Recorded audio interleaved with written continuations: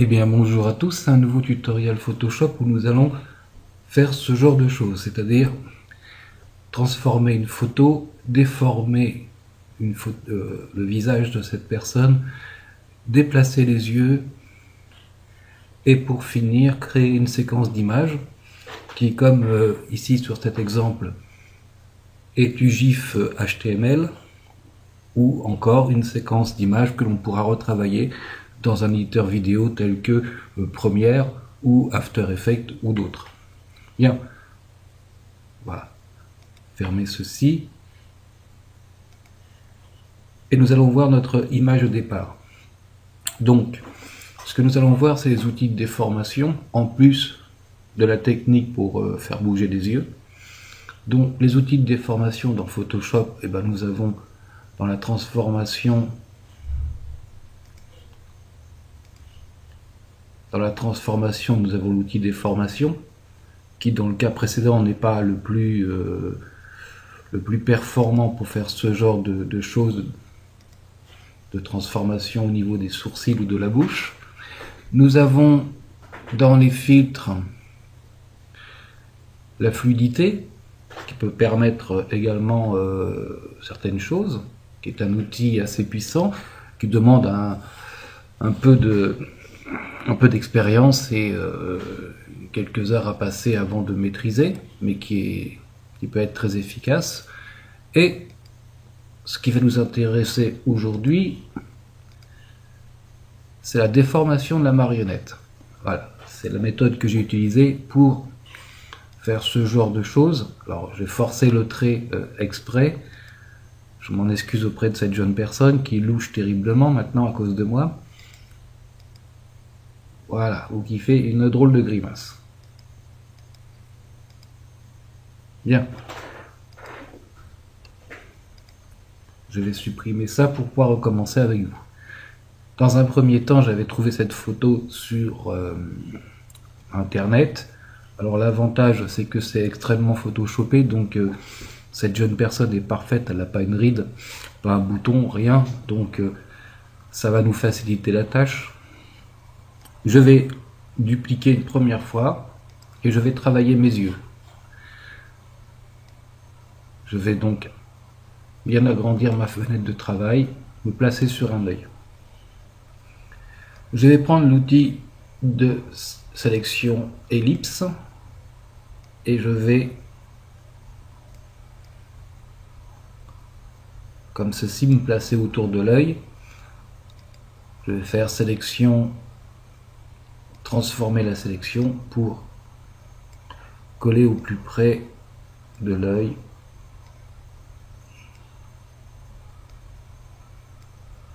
Voilà, et je valide ma transformation. Sélection, intervertir, édition, effacer. J'ai ainsi récupéré un œil. Je peux sélection, désélectionner, le retravailler un tout petit peu avec la transformation manuelle de façon à, voilà, à avoir un œil un peu plus entier, puisque voilà, parfait.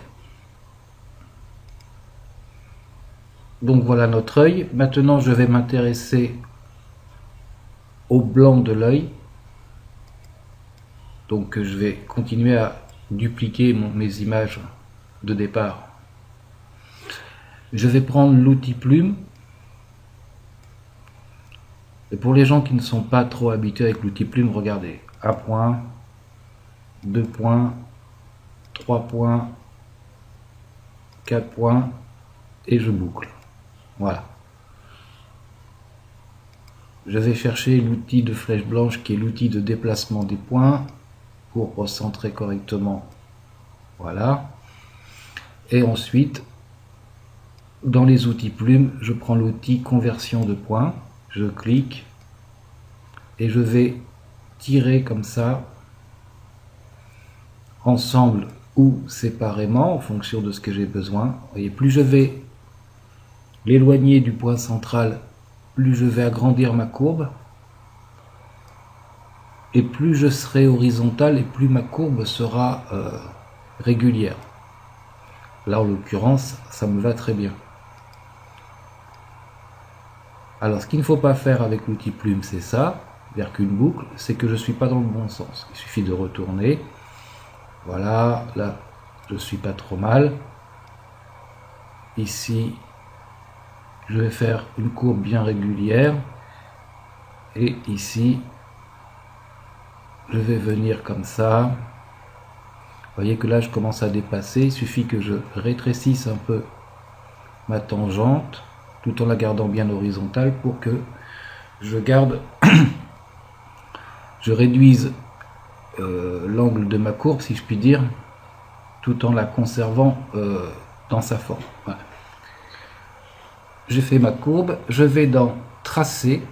Alors si vous ne l'avez pas ici, c'est qu'il faut aller le chercher dans la fenêtre et aller chercher tracer, qui se trouve ici.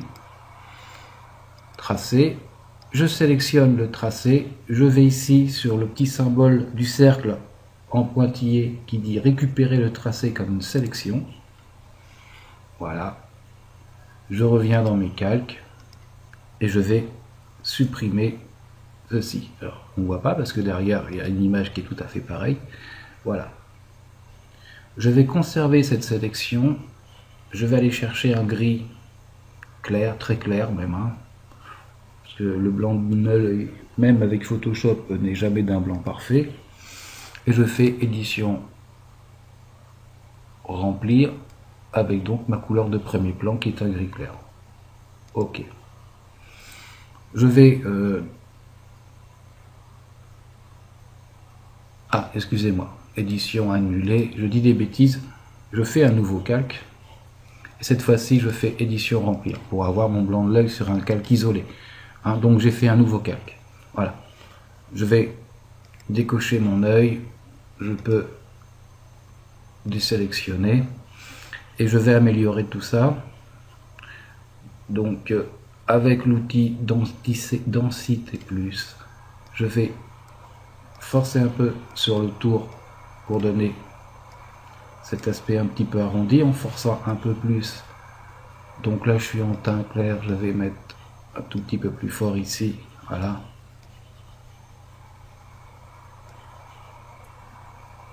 Et je vais reprendre l'outil densité moins et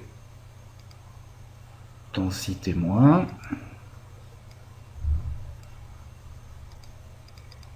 Voilà, et au centre je vais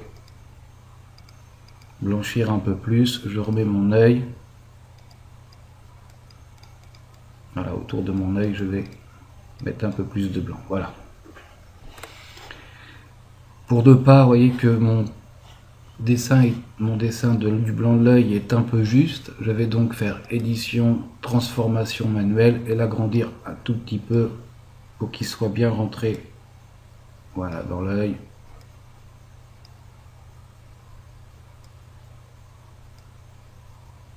Voilà. Je valide, je sélectionne ces deux calques, à savoir l'iris et le blanc de l'œil, et je les dispose sous mon calque de la petite jeune femme, voilà, pour que ce soit mieux intégré. Pas trop de différence, peut-être forcer un petit peu sur le blanc, mais c'est pas grave. L'iris, le calque de l'iris de l'œil, on va le renommer iris droit et œil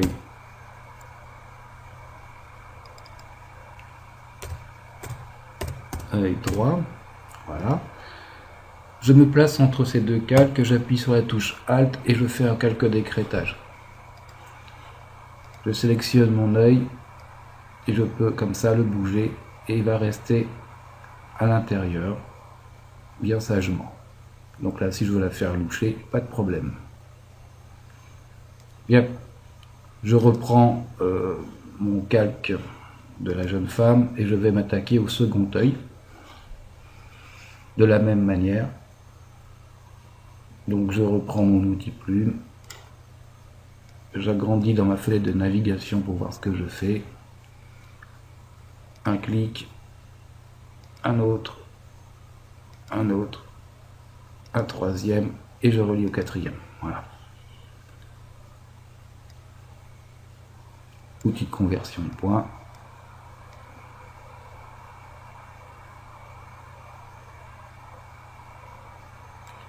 Je rétrécis un peu ici pour rester à l'intérieur. Vous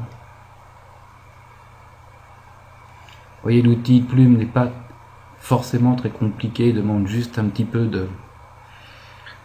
d'apprentissage. Voilà, c'est parfait. Je récupère ça comme un tracé, voilà. Je fais supprime dans le calque, c'est mieux. Et là, je vais prendre mes deux calques, celui de l'iris et de l'œil, et je vais les dupliquer. Voilà. Je vais désélectionner. Et je vais les emmener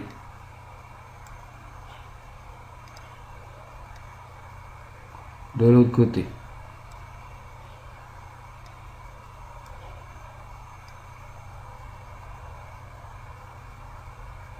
Alors, vous voyez que la forme du blanc ne va pas parce que on a fait l'œil droit comme l'œil gauche avec l'œil droit. Donc je vais faire édition, transformation en sélectionnant le calque du blanc de l'œil gauche, transformation, symétrie avec l'axe horizontal, et ça marche beaucoup mieux. Voilà. Mes deux yeux sont faits. Je vais pouvoir commencer à m'attaquer à ma déformation. Donc, je sélectionne le calque de la jeune femme et je fais édition, déformation de la marionnette. J'ai un filet qui va s'installer, une triangulation en fait, parce que tout fonctionne en triangle, y compris la 3D, même quand on pense avoir un rectangle ou un carré, en fait on a deux triangles. Ici en expansion, on voit qu'on a 2 pixels. Si je mets un pixel, voilà, je vais coller complètement à mon calque. Si j'augmente cette expansion, mon filet dépasse largement mon personnage. Donc ici, je veux être précis, je mets 1 pixel.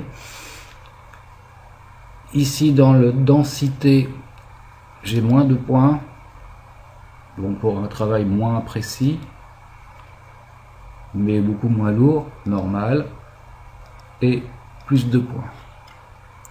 Comme je vais travailler sur quelque chose que je veux d'assez précis, je ne veux pas déformer trop le visage de la personne, ce qui est un petit peu le défaut de l'outil marionnette, surtout quand on commence. Je vais mettre plus de points pour avoir un maillage beaucoup plus serré.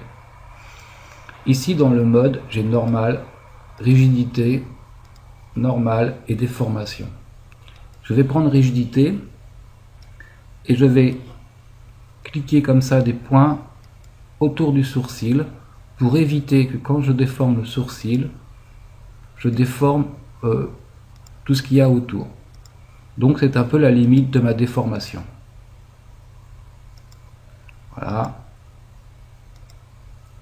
Je ne veux pas déformer l'œil. Donc on va cliquer comme ça autour. Voilà, avec un maillage serré comme j'ai fait, on peut mettre beaucoup plus de points. Travailler de façon plus précise.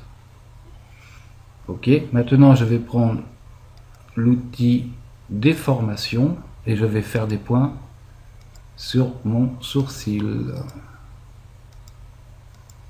Voilà. Et je vais jouer comme ça en venant sur mes points.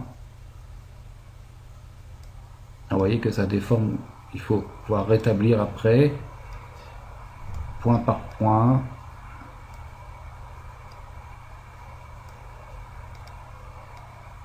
Si ça déforme trop, je remets des points.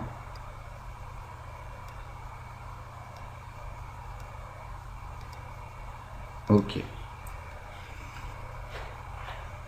Eh bien, voyons voir ce que ça donne.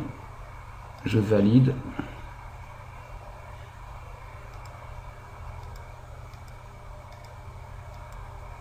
Maintenant, il ne me reste plus qu'à faire bouger les yeux. Tac. L'autre œil.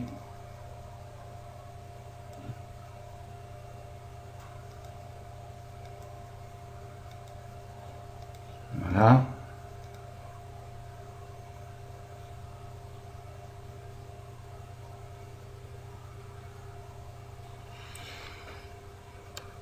Tous ces calques, je vais les mettre dans un groupe, mais auparavant,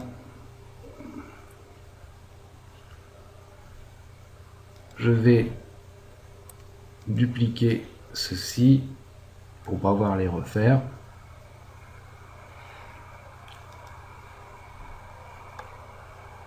Je vais dupliquer ma petite dame là aussi. Voilà. Que je vais déplacer jusqu'ici. Je sélectionne ces calques-ci. Je fais un nouveau groupe.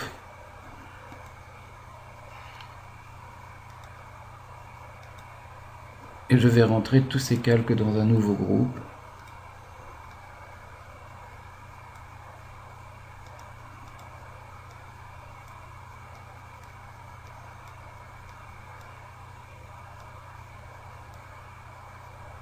Voilà.